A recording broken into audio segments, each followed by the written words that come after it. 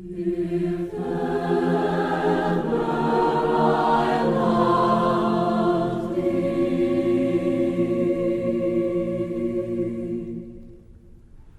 my Jesus.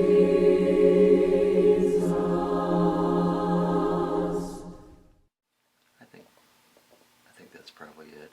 I might leave it at that for right now. Well, I'm with you on Bach. He's never been parallel. Studies have been shown that his Right. music is so mathematically perfect, makes you Right. smarter to listen to it, helps you sleep better. It has multiple uses. It's so good, not just for its aesthetic value. But I'm totally with you on that. Yeah. Definitely with you on that. How do you see the future of choral music? Where do you see it going in maybe 2 or 5 years? Well, that's a good question. We ask those questions too at these conventions I go to all the time, because often they are full of educators and people who are making music in the schools. And it seems like choral music is doing well and it's holding its own.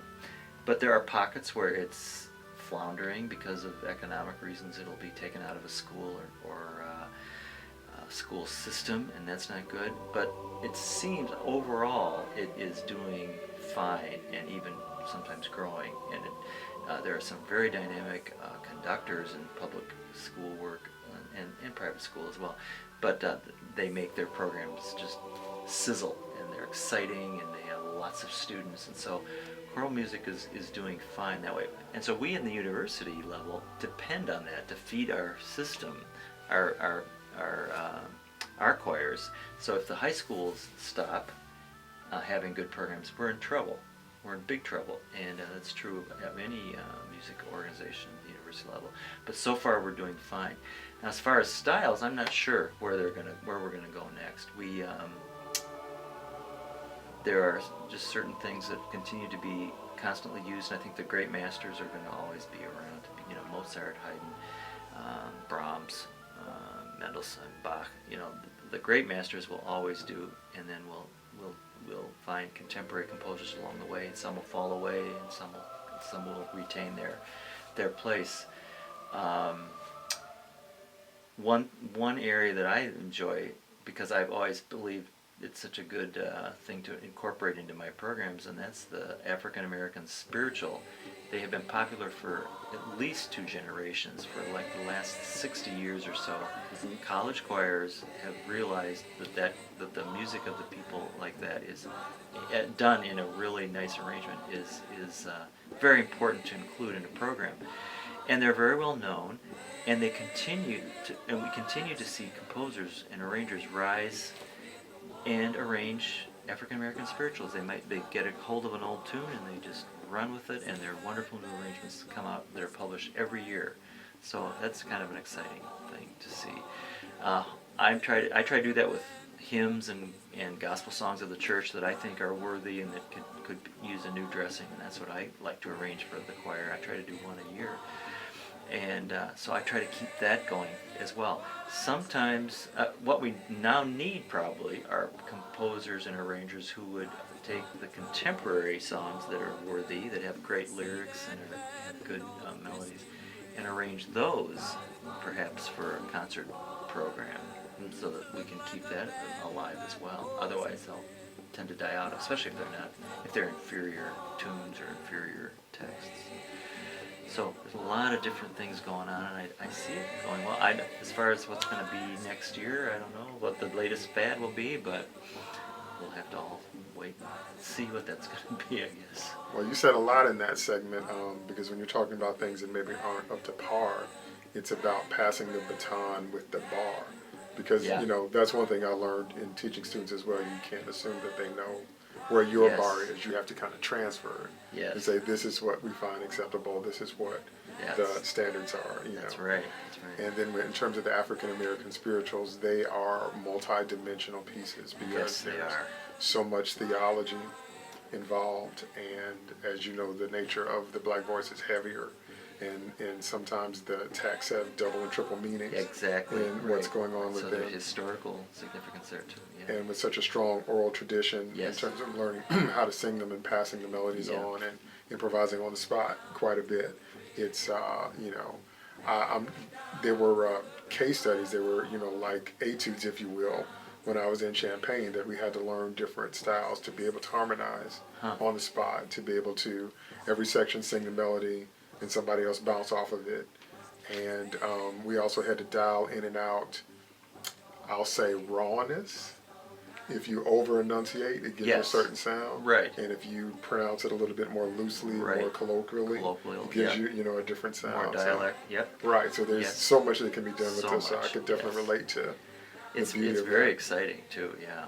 And it's been wonderful to see that change, because I even as a child I remember that happening in concerts, that you would hear that. And there has not been a real reaction against white choirs trying to produce some of these black spirituals authentically as they can, and with the limitations they do have, as you said. But anyway, we try to do that.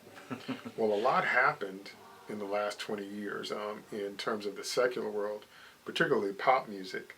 Things became about the crossover appeal in the 90s. Because in the 80s it was still very, very segregated, and everybody thought that way as well. But in the 90s you started seeing different stars, like, before the 90s you'd never see like Destiny's Child on the same ticket with Avril Lavigne. That happened in the 90s. And so a lot of record labels started realizing that there's mass crossover appeal. And then when Run DMC and Aerosmith combined and they did Walk This Way, then all of a sudden everybody's like, whoa, we can take classic rock with hip hop and it works. So everything changed then. And then obviously after the unfortunate events of September 11th, we became a more global community because we had to be. Because all of a sudden the whole world changed in a day. And we all woke up and realized we were all connected whether we liked it or not. So we see that reflected in music as well. So definitely world events driving that, but I'm definitely happy to hear it's happening in the choral world as well. I think so. Now, name for me some of the pieces you've got concert choir working on right now. Well, right now we're working on a complete performance of Handel's Messiah at Christmas. A complete performance. Complete. So that's a 3-hour work. And that's no joke. Yeah, that's the whole. That's the whole book. We try to do that every 4 or 5 years, and because it's the most significant English classical work, orchestra and chorus and soloists, and it's on the life of Christ. So it's rather significant to a private Christian school such as we have here. So we do the whole thing. We don't leave anything out. We have 2 intermissions and that kind of thing, because it is a 3-hour. You have to have intermissions if you do. It is. So that's wonderful. We're also though doing. I am bringing in other pieces because you can't do Handel all day, every day. So what we are doing, starting to work on some of our tour music. So I always have I try to always have a Russian choral piece, something from the Russian liturgy. Just that's a unique sound and just a beautiful way of writing. I think we did that when you were here. I'm sure we did some Russian things. Then I have a few spirituals that we're doing. Let me think. We are. We do a very contemporary piece by a contemporary Norwegian composer, Nystedt Krug's. Yes, I did that. Yeah.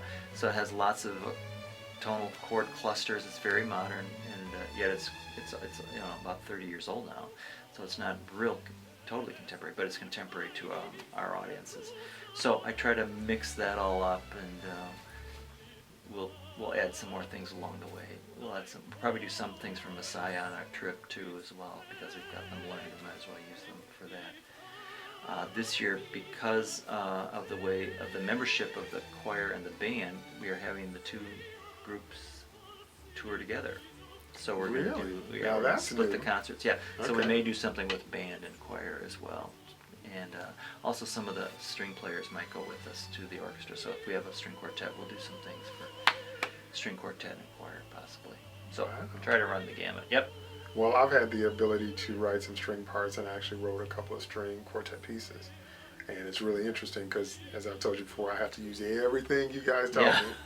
And then working on my hymn project as well. I'm using everything you taught me. I'm like, parallel fifths, can't do it. But In terms of Handel, legend has it. I'm trying to remember if I'm accurate or not, but Yeah. legend has it he was up against the wall with his career, and some of the things he'd written had tanked, and they were like producer L's. And so he goes off somewhere and has an epiphany, and he's on a fast and he's by himself, and somehow he gives birth to what we know. How much of that is accurate? Well, I'm just reading a book about it. It's interesting you bring that up, because I'm just reading a book about it that was written in the last 2 or 3 years, and it's trying to put right some of those myths. But I think part of that is true. There may have been some failures, but he had significant success by this time. But it is true that he wrote it in about 3 weeks, 3 or 4 weeks. But I'm not sure if it was a personal epiphany and that it just burst forth. This book claims that he wrote other things just as quickly, and he was quite fast generally. So it may not have been quite as glamorous as we want to make it. But it is a monumental, like I say, almost a 3-hour work, and he did complete it in about 3 or 4 weeks. So it was amazing. No, that's again, that's unparalleled. That's never been met. So Keying in on that though, do you believe more in the, I will say, the spiritual or metaphysical approach to music, or do you believe it's more scientific, or a combination? Like when you think about writing, do you think about the combination of elements as they would be on paper and acoustically, or do you think it's just as much inspiration or some type of percentage combination? Do you understand what I'm saying? Yes, I do. I think it's a combination of both. I really do.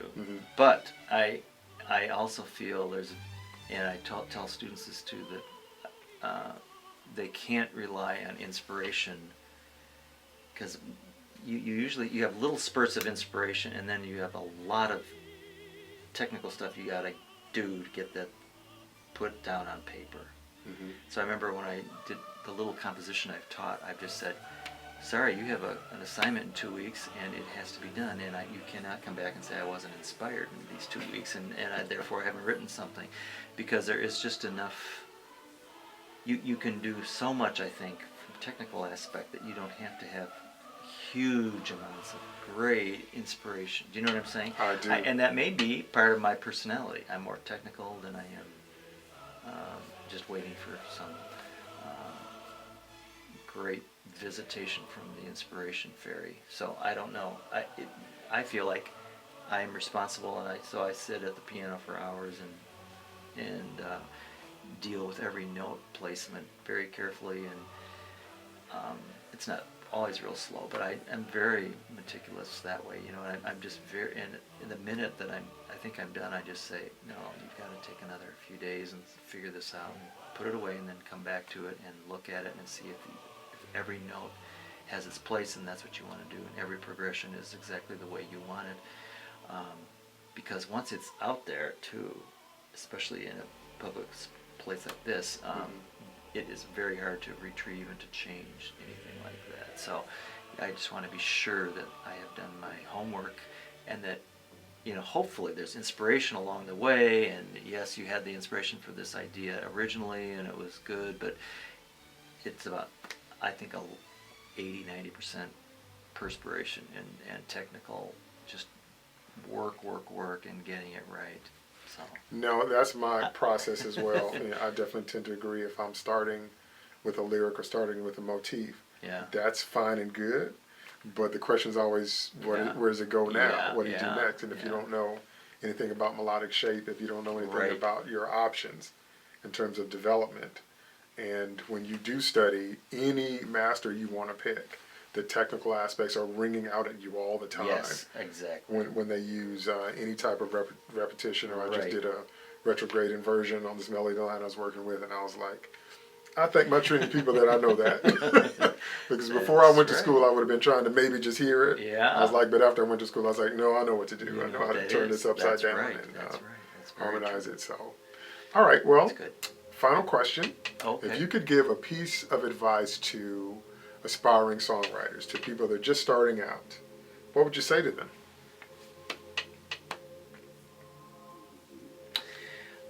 I think I would say, listen to as much music as you can, read as much music as you can, from every era, from every genre that you can, and take the best things from those and start by copying a little bit of that, and then your own style will emerge from that.